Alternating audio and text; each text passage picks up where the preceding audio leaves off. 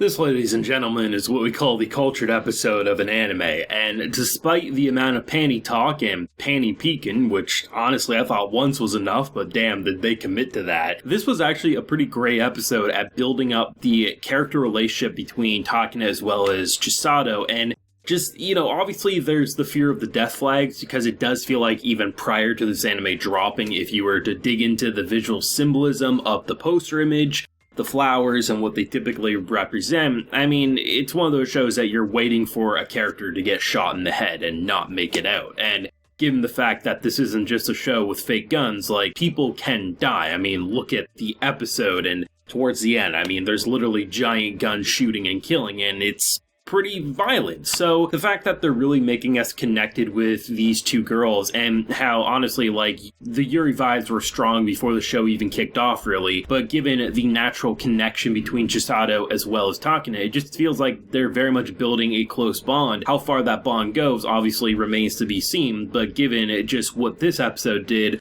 one would suspect it's going a very specific way, which I'm eager to see if they commit to or not. The thing with this episode is, despite having so many, like, fan servicey moments and cultured, as we might want to refer it to as moments, this episode did a great job at once again progressing Takina and Chisato's relationship and really feeling like they're having a positive impact on each other. I mean, sure, the most positive impact for someone like Chisato is learning that boxers are very freeing and they're not as uncomfortable. Sure, they may not be as cute as the lingerie that she's been rocking, and while yes, she has a point that, what if there comes a moment where you want someone to see them? Do you really want to be rocking the uglies, or do you want to have something that's cute? Ultimately, she's learning the ways, and the fact that they torment her in the middle of the cafe by having a fan blow on her as they're holding her and taking pictures, fanning, it's such a wild situation, and it's so much more funny knowing that after berating someone like Takina the entire episode that she takes her lingerie shopping,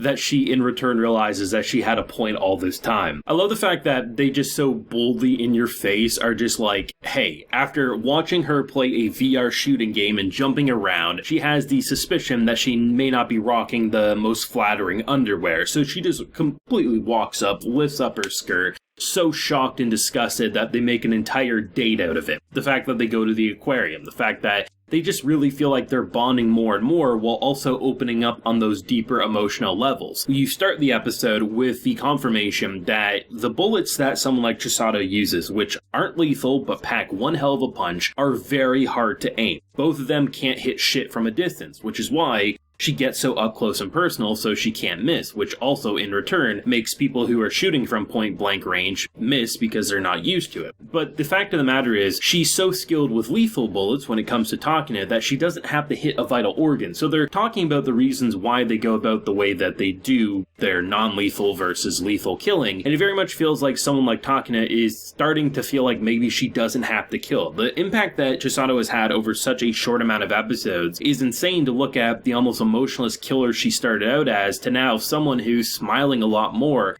and feeling like she at the very least has a best friend in this girl, and someone who she wants to help more and more. You can look at the aquarium scene where she very much is embarrassed by Chisato being very up in the air, waving her hands, acting like the fish that they're looking at. And when it seems like she's starting to get a little down talking about her own past, she immediately starts embarrassing herself to show that it's fine, let's, pick the mood back up and I'm here for you. The number of times throughout the past 3 episodes, including this one, that has shown Takina really starting to break out of her shell. It's been subtle cracks up to this point, but this is the type of episode that feels like the egg was smashed on the floor and a brand new character emerged from it, while still staying true to who she was before. The biggest shocker to me was that over the past couple of episodes, they've definitely hinted at the man who's been coming to the bar is very much behind a lot of bad shit, so one would suspect that's the antagonist. But in this episode, she starts talking about how there's someone she's looking for, which was her driving factor of leaving the organization and doing something completely different. And the fact that we get the confirmation in this episode that not only does the cafe owner know who this man is, but the fact of the matter is that seemingly is the person that Chisato is looking for, but doesn't remember, apparently because it was only one time they met, and it's easy to forget a face in that situation. There's a lot of really interesting subtle setup for the long-term story and the ramifications of what things and actions will do to certain characters, but the fact that you can have an episode that should be in most other shows just the fan servicey kind of of Yuri bait episode. Instead, they used that for actual character growth, bonding moments,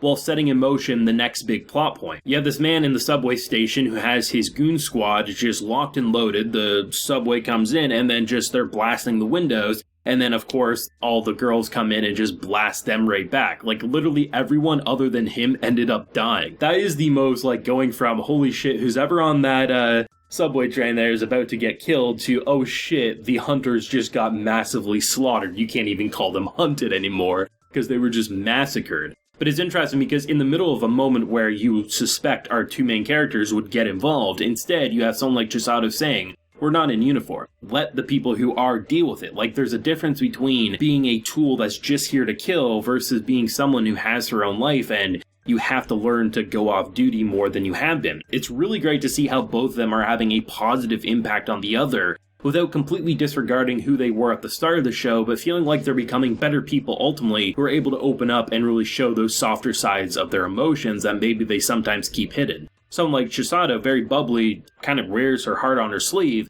but you can tell it was hard for her to open up those really deep suppressed memories that she herself, she'll talk to herself about, but she's never going to talk to someone else about. But the fact that someone like Takane got through after she got through to Takane so hard, it's great to see that the character writing has been so amazing, and that while the first couple of episodes are rather good of this show, there's something about episodes 3 and 4 that really makes the relationship between Takane and Chisato so much better that it makes this show elevate from a great to an amazing show. That's probably the best way to put it. It's easily one of the biggest hidden gems of this season, and I would say this year so far with what we've seen. Sure, things can change and episodes can dip and maybe we'll change our tune eventually, but I'm not here to fearmonger. I'm here to evaluate what we've seen so far, and what we've seen so far only makes me more excited for the future because it really hasn't dipped. It's only gotten progressively better up to this point. Every episode has some form of action scene without negating the character moments, and even though the action scenes were very small portions of episodes 3 and 4, they're enough to keep the excitement there as you build the chemistry between the cast as you set up the bigger antagonist and plot point that the season has going on for it. It's funny, it's action-packed, it's drama-filled, characters are probably gonna die. I hope it's not either Chisato or Takane, but honestly, I wouldn't be shocked if that is the final gut punch of this show, but only time will tell where we go. As it stands, though, this show is easily one of this season's best, which is saying a hell of a lot given how stacked this anime season actually is. But of course, I'll pass the torch over to everyone. I mean, this has been a show that I've seen so many people talk about how, like, they completely were sucker punched, not expecting too much, and now it's many people's anime of the season or one of their favorites, and I think given the setup at the end of the episode after the credits where you have the robot guy call up the dude who got shot at near the end of the episode, he completely hangs up on him, and I thought that was surprising. I was kind of expecting them to team up. Maybe they still will, but I mean, this dude seems bold. I'll give him that. Not many people can continue to get their entire team slaughtered by what he was saying and say, you know what, I'm still not going to give up. Seemingly an evil guy, but he's got drive. So thoughts down below. Leave a like if you enjoyed and subscribe if you're new around here. Until next time, everyone, please take care and have a good one.